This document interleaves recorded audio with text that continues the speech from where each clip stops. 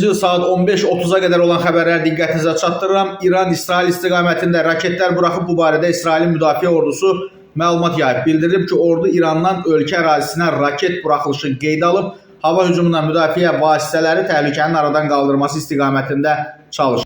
İsrail isə Tehrandakı məşhur evin zindanını, yəni həbsxanasını vurub və deməli qeyd olunur ki, hadisə nəticəsində məhbusların qaçması istisna edilmir və görüntülər də sosial şəbəkələrdə var. Qeyd edək ki, evin həbsxanasına əsas olaraq siyasi məhbuslar, jurnalistlər və hüquq müdafiəçiləri cəza çəkir.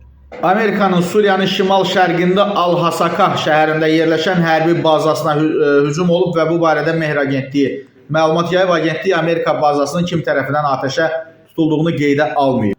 İran, İsrailin daha bir neçə şəhərinə hücum edib. Deməli, zərbələr Təl-Əviv, Hayfa, Aşkelon, Aşdod, Akko və Safedə endirilib və Fars agentliyinin məlumatına görə İran İsraili vurmaq üçün Xeybər, Şekan, Emad, Qədr və Fəttah bir ballistik raketlərindən istifadə edir.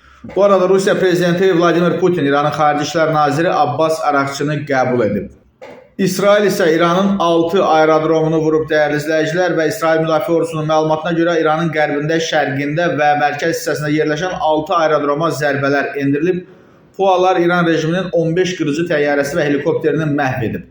Dəyərli izləyicilər, hələlik bu qədər. Digər məlumatlar izləmək üçün YouTube, TikTok və Instagramda kanallarımıza abunə ola bilərsiniz.